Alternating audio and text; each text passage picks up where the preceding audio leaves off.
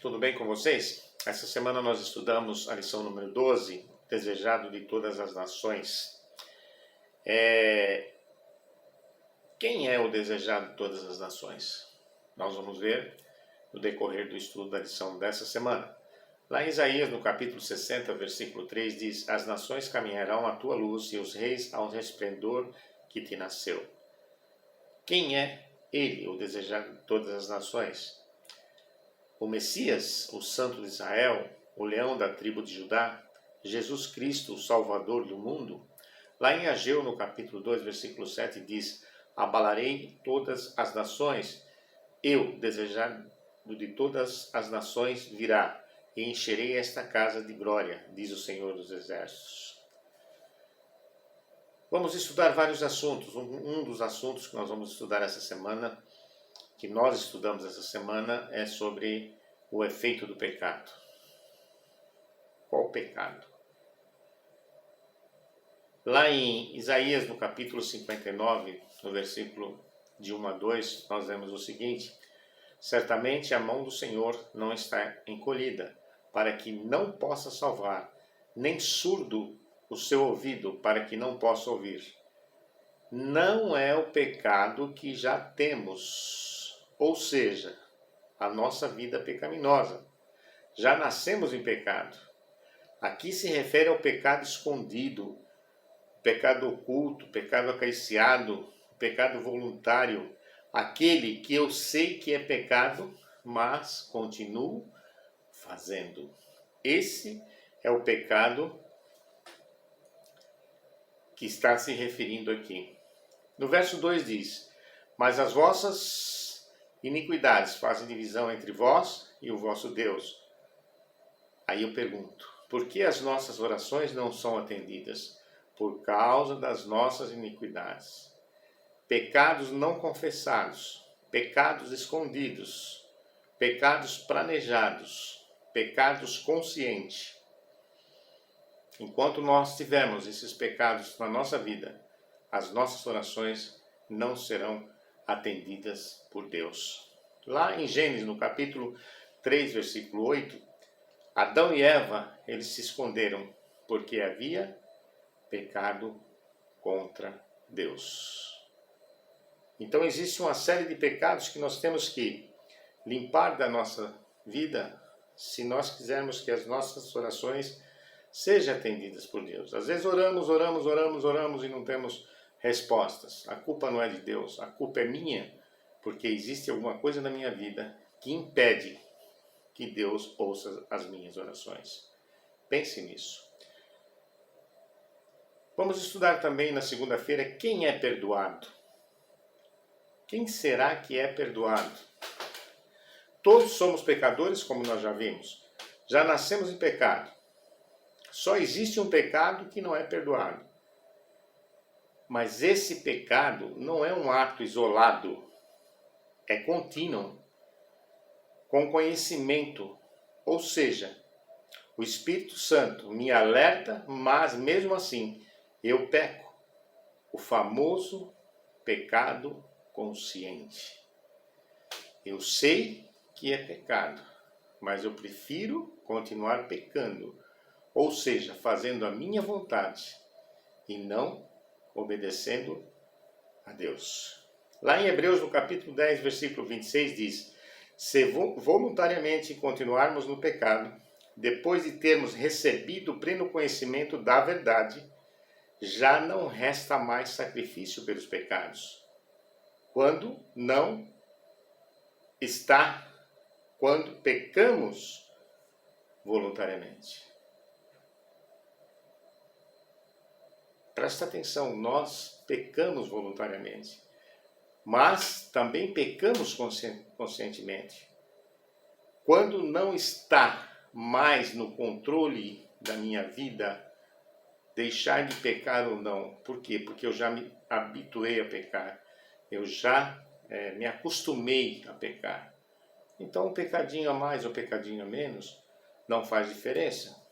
Mas aí, então, eu, continuando dessa forma, eu nunca serei perdoado por Deus. Eu preciso primeiro me arrepender dos pecados, confessar os meus pecados, e aí Deus então me perdoará. Isaías 59, versículo 3 diz: Vossas mãos estão contaminadas de sangue, os vossos dedos de iniquidade, e os vossos lábios falam falsamente, e vossa língua pronuncia perversidade. Vejam, enquanto existir um só item desses em minha vida, na sua vida, Deus não nos perdoa. Temos que confessar, temos que nos arrepender. No verso 4 ainda diz: clamem por justiça, mas andam na vaidade. Ou seja, eu clamo pela justiça, mas ando na vaidade, falando mentiras, concedendo mal e produzindo iniquidade. No verso 7 diz: os seus pés correm para o mal. O verso 8: não conhecem o caminho da paz. Indo um pouco mais à frente, no verso 12, as nossas transgressões estão conosco. Verso 13, somos rebeldes contra o Senhor. Olha o que diz o verso 14, a justiça ficou muito além de nós. No verso 15, a verdade se ausentou-se de nós. Era essa a condição do povo de Israel. Agora eu pergunto, a condição do povo de Deus hoje, existe alguma diferença? Estamos igual ou pior que antigamente? O que aconteceu com o povo de Israel? Eles falharam. Eles não obedeceram a Deus. Hoje nós estamos acertando e nós estamos obedecendo aquilo que Deus quer que nós obedeçamos. No versículo 19 do mesmo capítulo, diz o seguinte: então temerão ao Senhor. Deus deu perdão no tempo de Isaías. Se você temer ao Senhor, Deus também vai te perdoar. Por quê? Porque Deus deu perdão no tempo de Isaías. Também nos oferece perdão hoje. Basta nós querermos. Basta a gente confessar e pedir perdão. Deus nos dará o perdão, assim como Ele deu no tempo de Isaías. No versículo 20, o Senhor virá a Sião. Sião aqui é Jerusalém. E virá também para nós. Portanto, temos que nos preparar, arrepender e confessar todos os nossos pecados. Quando Jesus voltar, nós daremos conta de todos os nossos pecados. Mas temos que nos arrepender desde já e confessarmos a Ele, e Ele nos perdoará. Apelo universal, está lá em Isaías 60. Qual foi o apelo do passado e qual é o apelo no presente? No versículo 1 diz o seguinte: levanta-te e resplandece, pois já vem a tua luz, e a glória do Senhor vai nascendo sobre ti.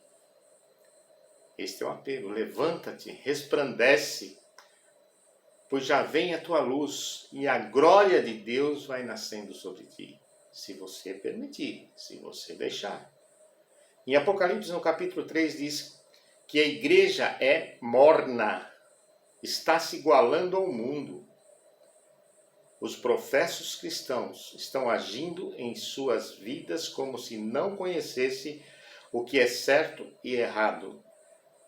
E pior, principalmente dentro da igreja. No verso 2, as trevas cobrem a terra, e a escuridão os povos, mas sobre ti vem surgindo o Senhor. O Senhor está vindo. Irmãos, nós somos a luz do mundo, nós somos o sal da terra. Não podemos nos esconder, temos que brilhar, temos que nos misturar e não se contaminar. Temos que pregar a palavra e testemunhar o Deus que nós conhecemos. e testemunhar realmente que nós somos filhos desse Deus que está vindo para me buscar e para te buscar. Aí nós vemos, né? Lá no verso 3, as nações caminharão à tua luz. O que quer dizer isso? As nações caminharão à tua luz. Quando Abraão intercedeu por Ló, para que Deus não destruísse, ou perguntou a Ló se Deus ia destruir, Deus respondeu o seguinte, que não destruiria, porque havia alguns fiéis ali, naquele povo. Existia entre o povo fiéis. Sabe, meus irmãos, nós somos a luz do mundo. Deus não destruiu ainda tudo, porque ainda existe pessoas fiéis neste mundo. No verso 10 diz o seguinte, embora no meu furor eu tenha ferido, na minha benignidade terei compaixão de ti. Por causa dos pecados eu te mandei cativo, mas te libertei. Ou seja, tive compaixão de ti. Deus montou um plano lá para Israel, através de Israel, mas infelizmente Israel falhou. Mas Deus tem um plano para nós hoje. E esse plano não vai falhar, sabe por quê? Porque Cristo não falhou. Lá em Apocalipse, no capítulo 21, versículo 23, diz, a cidade não necessita de sol nem de lua, pois a glória do Senhor ilumina. Que cidade é essa? A Nova Jerusalém. Isaías, no capítulo 60, versículo 11, diz, as portas estarão sempre abertas. As portas da Nova Jerusalém está esperando você. Elas estão sempre abertas. Elas estão querendo que eu e você passamos por uns portais das portas de Jerusalém. Só basta nós querermos. Mas sabe o que acontece? Se eu e você rejeitarmos, está lá no versículo 12 de Isaías 60, diz o seguinte, pois todos os que rejeitarem serão destruídos e serão queimados juntamente com Satanás. No verso 14 diz, chamar-te-ão a Senhor, chamar-te-ão a cidade do Senhor, a Sião do Santo de Israel, a Nova Jerusalém. No verso 16 diz, então saberás que eu, o Senhor, sou teu Salvador e teu Redentor, o poderoso de Jacó. E que maravilha, irmãos. Ali, diz no verso 18, nunca mais haverá violência, desolação, destruição, morte, fofoca, briga. Nunca mais haverá isso. O verso 19 diz, nunca mais servirá o sol nem a lua, pois o Senhor será a tua luz perpétua. Lá em Apocalipse capítulo 21, diz, o Cordeiro de Deus será a lâmpada.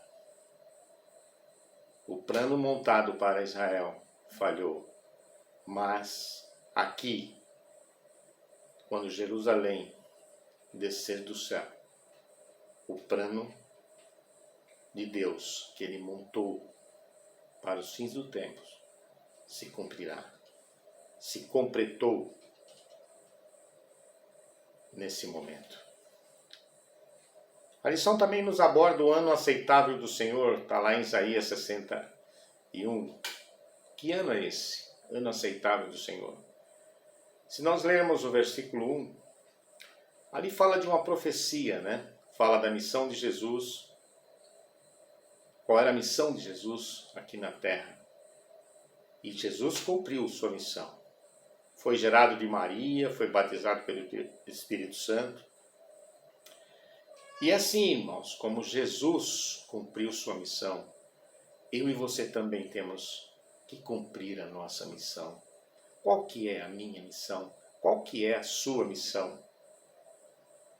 Pregar o Evangelho e ser batizado diariamente pelo Espírito Santo quando nós virarmos as costas para o pecado.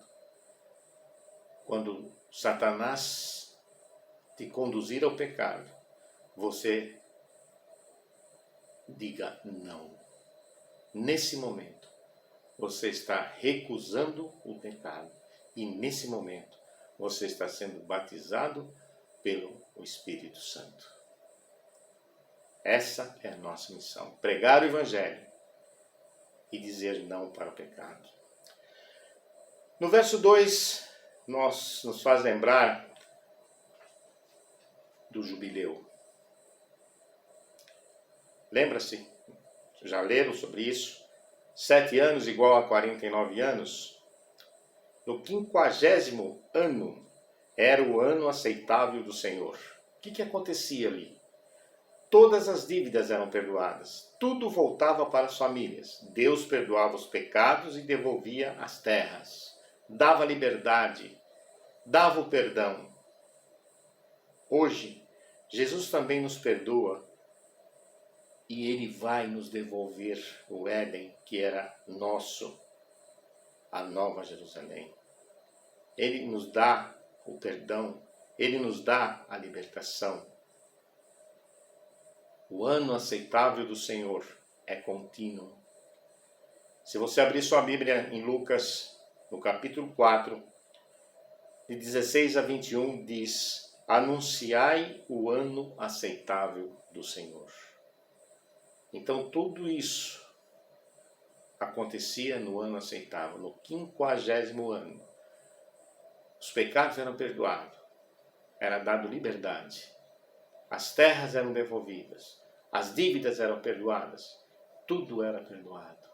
E as pessoas começavam uma nova vida. Deus é bom, Deus é amoroso, mas não se esqueça que um dia nós prestaremos conta de tudo que nós fazemos neste mundo para Ele.